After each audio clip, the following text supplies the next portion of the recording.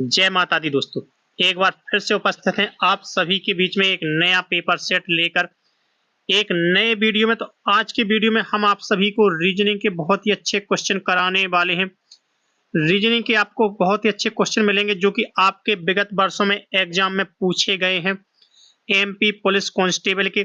तो MP police constable के जो एग्जाम आपके होने हैं 30 अक्टूबर से, तो 30 अक्टूबर के जो बचे हुए आपके बाकी 35 दिन हैं, इन 35 दिनों में हम आपके पूरे प्रीवियस ईयर पेपर सेट कराने वाले हैं। पूरे पीवाईक्यू प्रीवियस ईयर क्वेश्चन कराने वाले हैं। आपके एमसीक्यूज भी कराएंगे। जो भी आपके एमसीक्यूज हैं वो आपके महत्वपूर्ण क्वेश्चन आपको मिलेंगे अपने चैनल पर। इसलिए हम आप लोगों से बार बार बोलते हैं कि चैनल को सब्सक्राइब जरूर कर लीजिए। सब्सक्राइब करने का कोई पैसा नहीं लगता, क्योंकि हम आप लोगों को बिल्कुल फ्री ऑफ कॉस्ट पूरा सिलेबस देने वाले हैं। बिल्कुल फ्री ऑफ कॉस्ट पूरे पेपर सेट कराने वाले हैं अपने चैनल अर्पिता अरविंद राजा चैनल पर। तो चैनल को सब्सक्राइब कर लीजिए। वीडियो यदि पसंद आए वीडियो को लाइक शेयर जरूर करिए। जो तैयारी कर रहे हैं मध्य प्रदेश पुलिस कांस्टेबल बनने के लिए, तो बहुत ही अच्छा सुनहरा अवसर है। जो भी 7500 वैकेंसी निकली, 7500 वैकेंसी में आप अपनी एक पोस्ट के लिए अच्छी तैयारी करके चलिए। आप स्वयं की अपनी एक पोस्ट के लिए अच्छी तैयारी बना के चलिए। तो आइए दोस्तों वीडियो शुरू करते हैं और पहले क्वेश्चन की बात कर लेते हैं। तो आज के पेपर सेट का पहला क्वेश्चन जो कि रीजनिंग से पूछा गया, और रीजनिंग के जैसा हमने आपको बताया ही है कि रीजनिंग और मैथ से आपके 60 से 65 नंबर के क्वेश्चन आएंगे। जो आपके रीजनिंग और मैथ से हैं वो 60 से 65 नंबर के क्वेश्चन आपके पेपर सेट में आपको देखने को मिलेंगे। तो रीजनिंग और मैथ बहुत ही अच्छी करके चलिए अपनी। अगर आप रीजनिंग और मैथ अच्छी कर लेते हैं और रीजनिंग और मैथ में पकड़ अच्छी कर लेते हैं, रीजनिंग मैथ पेपर में आपकी अच्छी बन जाती है, तो आपका पेपर बहुत ही अच्छा बनने की संभावना रहेगी। तो रीजनिंग अच्छी जरूर करके चलिए। पहले क्वेश्चन में जो कि कथन निष्कर्ष पूछा गया, तो कथन पूछा गया कि कुछ लड़कियां नदी हैं। तो कुछ लड़कियां क्या हैं? नदी हैं। कुछ लड़कियां नदी हैं। कुछ नदियां पौधे हैं। कुछ नदियां क्या हैं? पौधे हैं। तो निष्कर्ष निकालना है कि कुछ लड़कियां पौधे हैं या कुछ नदियां लड़कियां हैं।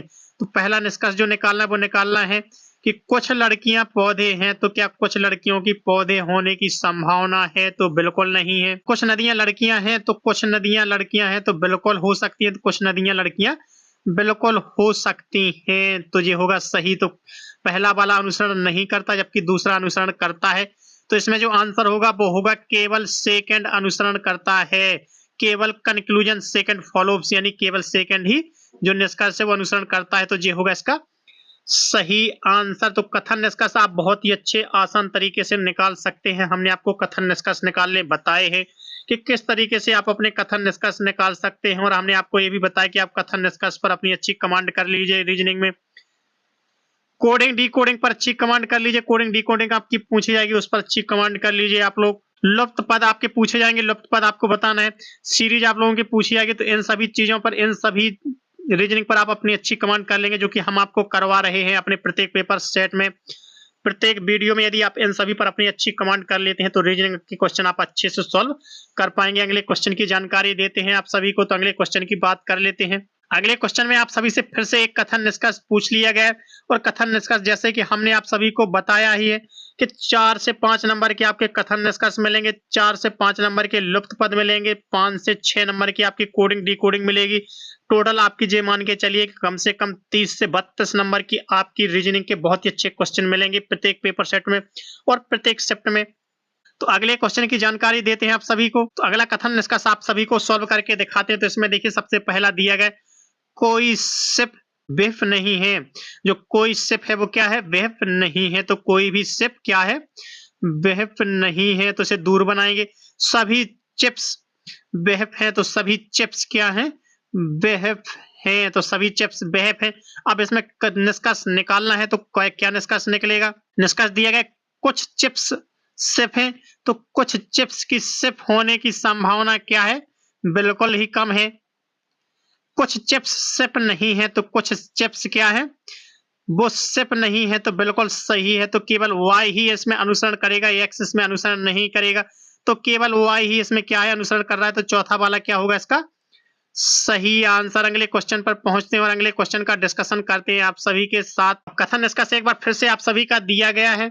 कोई रैंप इमोशन नहीं है। तो कोई रैंप क्या है? वो इमोशन नहीं है। तो कोई रैंप क्या इमोशन नहीं है। सभी इमोशन टेबलियोक्स हैं, सभी इमोशन क्या हैं, वो टेबलियोक्स हैं, तो सभी इमोशन क्या होंगे, टेबलियोक्स होंगे। अब निष्कर्ष में है कुछ टेबलियोक्स इमोशंस हैं, तो कुछ टेबलियोक्स क्या है, इमोशंस होने की संभावना बिल्कुल है, तो सही होगा ये।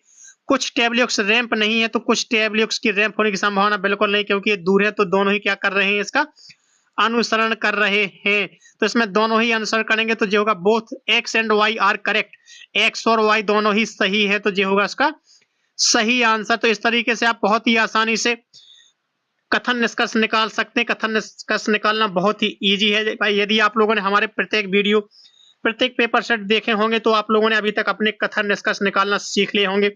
और जो तैयारी कर रहे हैं, जिनकी तैयारी हो चुकी है, तो वो लोग प्रत्येक वीडियो को जरूर देखा करें, प्रत्येक वीडियो, प्रत्येक पेपर सेट को जरूर कंप्लीट किया करें, ताकि उनको, उनकी भी तैयारी बेहतर हो सके और वो अपनी देख सकें कि यदि वो तैयारी कर चुके हैं और तैयारी करने के बाद यदि वो पेपर सेट लगा रहे हैं, तो पेपर सेट लगाने के बाद उनकी रैंक क्या बन रही है। यदि हम 30 क्वेश्चन करा रहे हैं या 20 क्वेश्चन करा रहे हैं, तो जितने भी क्वेश्चन करा रहे हैं, उन सभी क्वेश्चनों में से वो कितने क्वेश्चन सही कर पा रहे हैं, कितने क्वेश्चन गलत कर पा रहे हैं, तो नोट डाउन जरूर करें और वीडियो के लास्ट में जरूर देखें कि जितने भी क्वेश्चन हमने आपको कराए, तो उतने में से आपने कितने सही किए, और हमें कमेंट्स करके जरूर बताएं कि यदि हमने आपको 20 क्वेश्चन कराए, तो 20 में से आपने कितने सही किए और कितने गलत किए, जिससे कि आपको अपनी तैयारी की जांच करने का मौका मिल सके। तो प्रत्येक वीडियो को, प्रत्येक क्वेश्चन को जरूर देखा करें। अगले क्वेश्चन की बात कर लेते हैं, और अगले क्वेश्चन में आप सभी से फिर से कथन और निष्कर्ष पूछ लिया गया। तो अगले क्वेश्चन में आप सभी से पूछा गया, कुछ नाशपाती टमाटर है, तो कुछ नाशपाती की क्या है, टमाटर है, कुछ नाशपाती क्या है,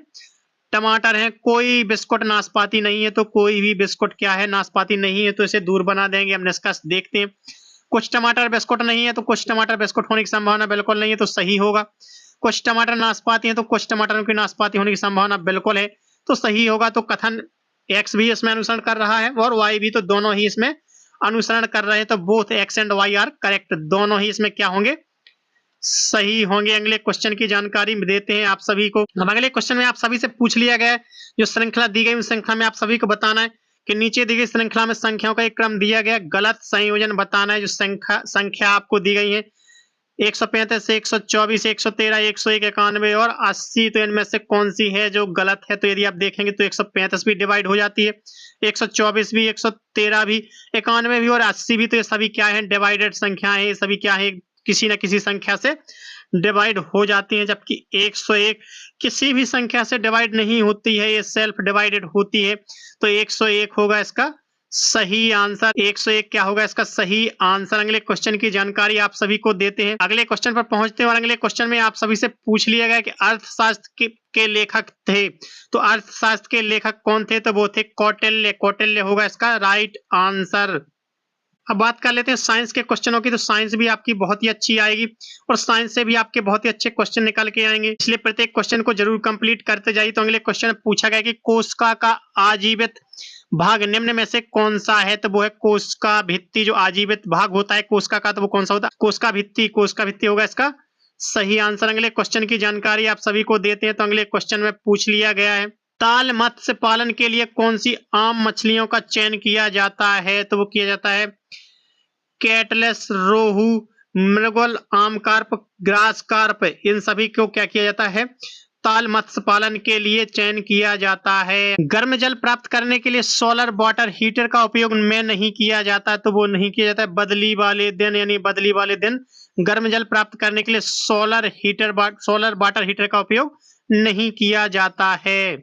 बढ़ते हैं वीडियो में आगे और आज के पेपर सेट के लास्ट क्वेश्चन की, और आज के वीडियो के लास्ट क्वेश्चन की बात कर लेते हैं। तो इस वीडियो का लास्ट क्वेश्चन है, उपकरण के निम्नलिखित समूह का उपयोग मिश्रण के घटकों को अलग करने के लिए किया जाता है। पृथक्करण के लिए उपयोग होने वाली प्रक्रिया की पहचान करें, तो कि गोल तली वाला फ्लास्क, जल संघनित ज्वालक, एक छिद्र वाला कॉर्क या तापमापी, तो वो होता है साधारण आसवन। साधारण आसवन क्या होगा इसका सही आंसर। तो साथियों, हम आप सभी के लिए पर डे प्रतिदिन सुबह 8 बजे आप सभी के लिए एमपी पुलिस कांस्टेबल के लिए बहुत ही अच्छे प्रैक्टिस सेट लेकर आते हैं, जो अंतिम 35 दिन बचे हुए हैं पेपर के लिए। पेपर क्योंकि आपके 30 अक्टूबर से स्टार्ट होने, तो इन 35 दिनों में आपको सभी पेपर सेट और पूरे प्रैक्टिस सेट आप सभी को, प्रीवियस ईयर पेपर सेट आप सभी को कंप्लीट कराए जाएंगे। तो प्रत्येक पेपर सेट, प्रत्येक वीडियो प्राप्त करने के लिए चैनल को सब्सक्राइब कर लीजिए, वीडियो को लाइक शेयर जरूर किया करें।